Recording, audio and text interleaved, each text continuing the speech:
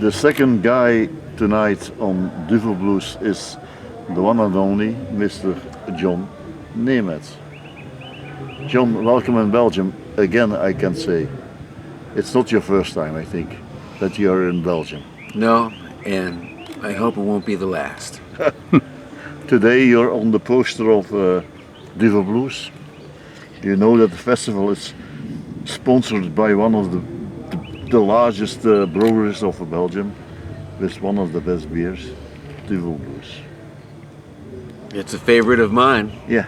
Almost too much of a Before favorite. you came here, what did you expect?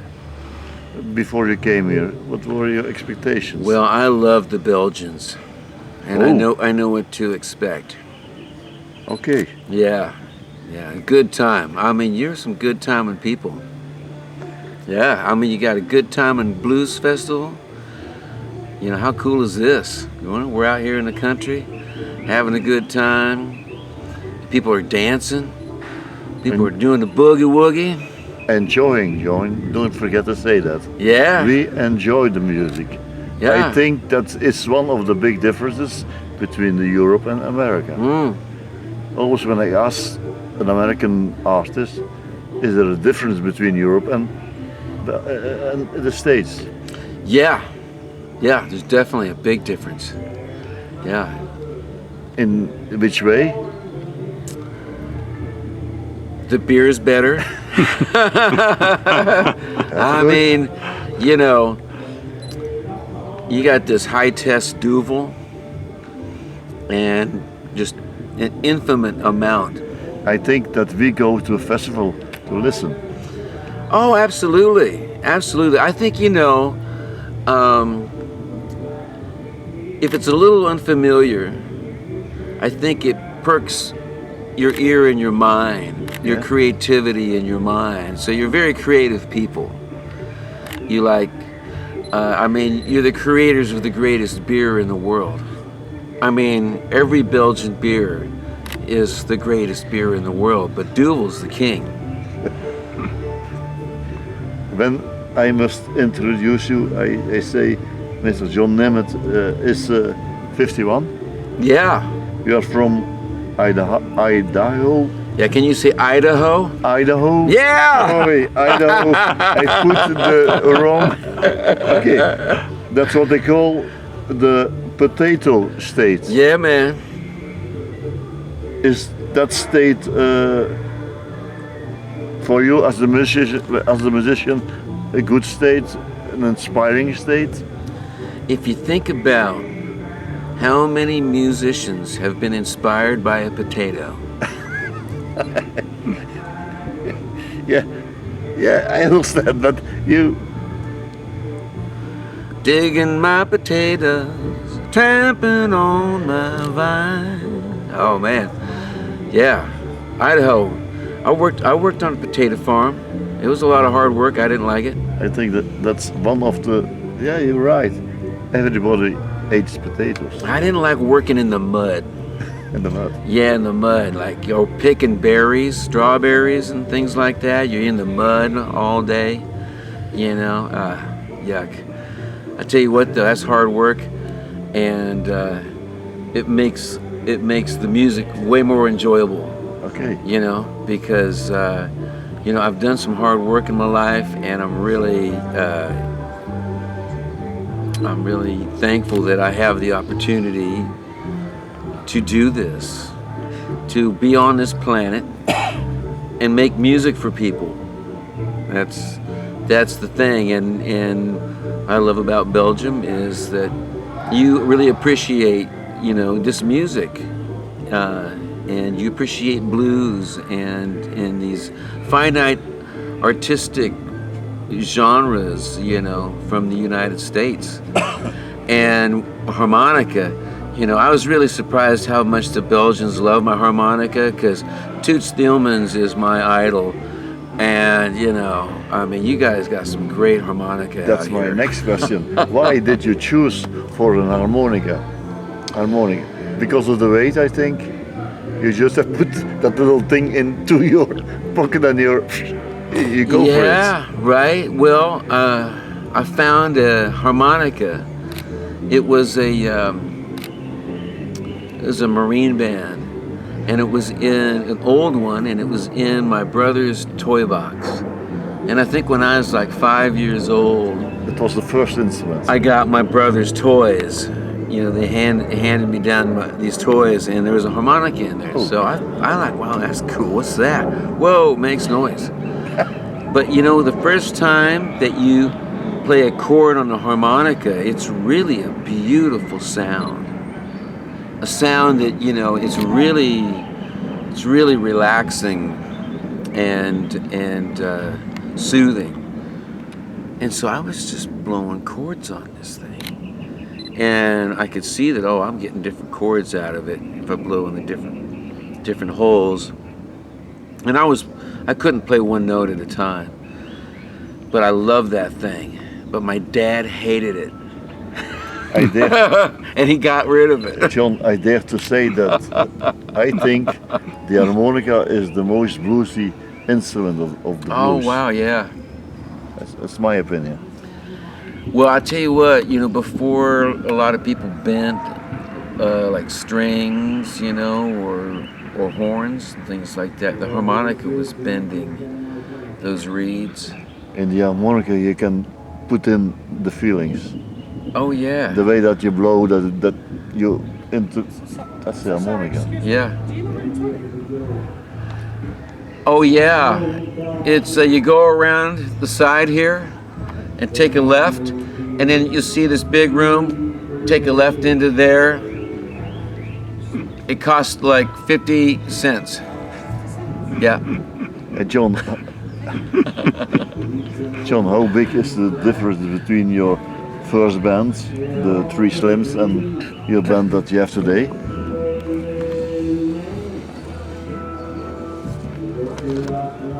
Now what are you thinking?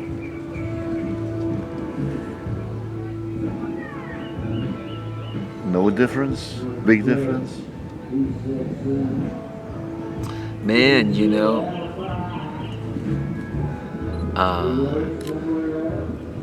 that was a great band to begin with.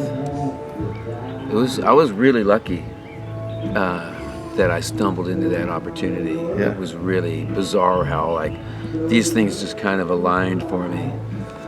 And I didn't even pick the name of the band. The guys picked that name for the band. The Three Slim? Yeah, Fat John and the Three Slims. I think it was the drummer. It was really his main idea. Yeah. Hey, that's very generous. Slim guy. Yeah. I thought it was really funny. Yeah, and but man, they could play the blues, and we would get these gigs in these honky tonks, and everybody loves to dance to the blues. It's just one of those. I could be playing rock and roll or cowboy music or ballads, but you know, as soon as you play a blues, it's like the dance floor just packs up. And I'm talking like a blues shuffle, right? And I think it's one of those things where, like, nowadays, a lot of people in the United States, I think they're shy because of the phones. People don't dance as much as they used to. I remember working venues where the dance floor would be packed. Just recently I did though. I did play in San Diego. It was a Louisiana music festival. And a good buddy of mine used to play with Elvin Bishop, Johnny Vernanza.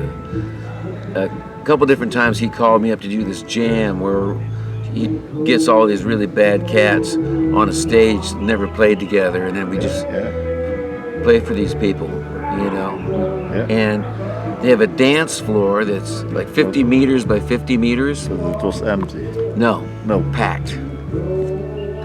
Jam-packed.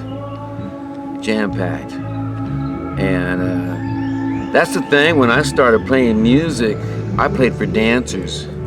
And the first time I played in Belgium, it was really interesting to me because the beginning of the show, no one was dancing. everyone was like, wow, we've never heard this guy before. We've waiting. never heard this shit before, like this guy's doing like this. And everyone was like just glued, and I was like, wow, I must be really, screwing this gig up. Nobody's dancing. Everyone's just watching and listening, and it felt like a jazz gig for me. Okay. I used to have a jazz group. Yeah, a tribute band to Nat King Cole, the trio, and we do trio music, the Nat King Cole trio songs. The Three Slims. Yeah, man. No, those were the different guys. That was the Frim Fram 4. Yeah, it was a hobby band. It wasn't my own music, but I sure had a great time. I like Nat King Cole. He's a great blues singer. Okay. John, again and again you're nominated for a lot of blues awards. Yeah. I think this year or last year I noted in 4 categories. Wow. What does that mean for you? I think it must give you a feeling that you're still on the top. Oh yeah, for sure. Appreciated by.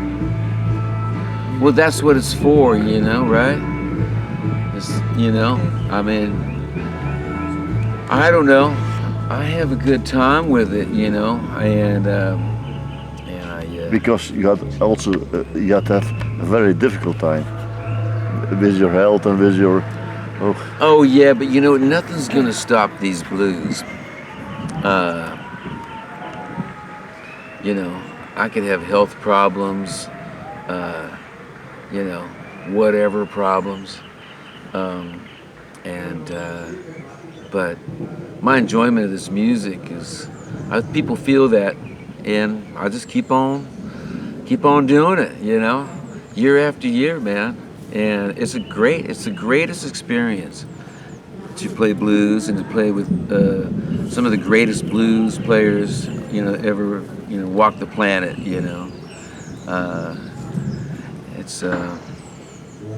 It's like being in heaven, really. if I could describe it, it's like, wow, this is great, Let's talk about your albums. Yeah. 2022 album was called Maybe the Last Time. Yeah. Oh yeah. You're over it. Yeah, man. That was a great record. It is a great record. But the title isn't that positive. It suggests things that we know that you had problems, but I think there was so much faith in that performance that. For me, it must be a big one to call the album, to give the album that title. Yeah. Yeah. Well, I tell you what, that was really Kid Anderson's idea. You know Kid Anderson? Oh, yeah. From the. Yeah, we did a gig, man. I had this surgery that was scheduled for a jaw transplant, and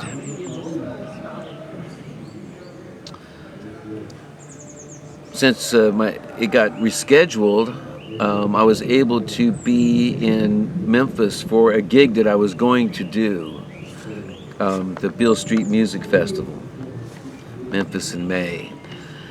And anyways, Elvin Bishop was there, and he brought all my West Coast friends with him, and they did a set, and then I joined them on the set because I worked with Elvin. I did a bunch of records with Elvin Bishop and tons of gigs, and he's done a lot of gigs with me, and he's played on my records.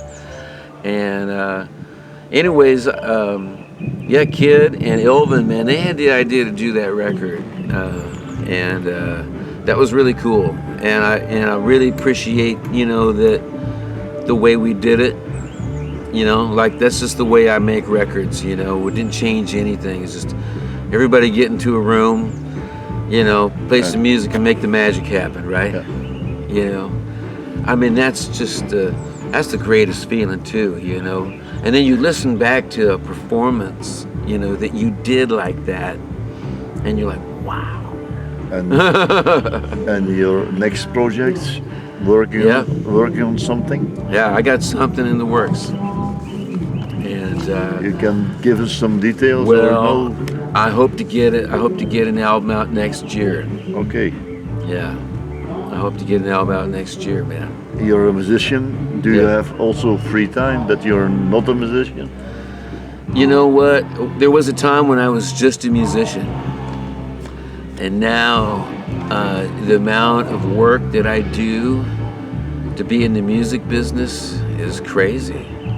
Yeah. It's wild.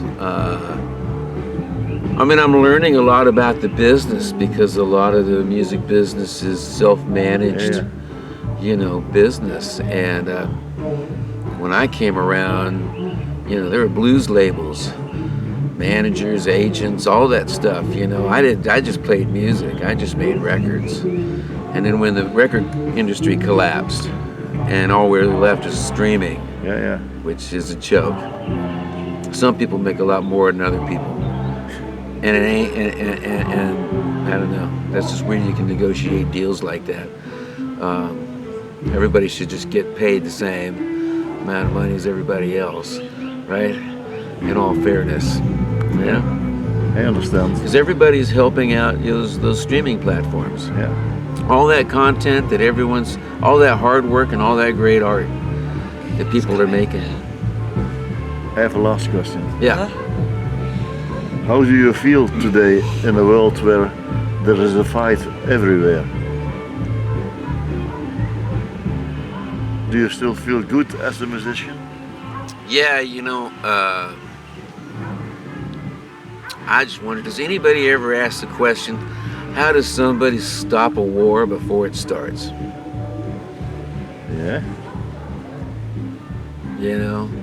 I mean, with all the greatest minds out there on the planet, you think we could find some way to make peace all the time? I think it's possible. It would be the greatest achievement of mankind. And they'll know we are Christians by our love. For me, a great answer. John, I thank you again for making some time free for us. Thank from you. The people from Roots Time. I hope that you enjoy your stay here in Belgium and Europe. I've never had a bad time. We hope to see you again. I hope to see you again. I know this ain't the last time, man. Thank you again, John. Thank you. Thank you. Thank you. Thank you, John.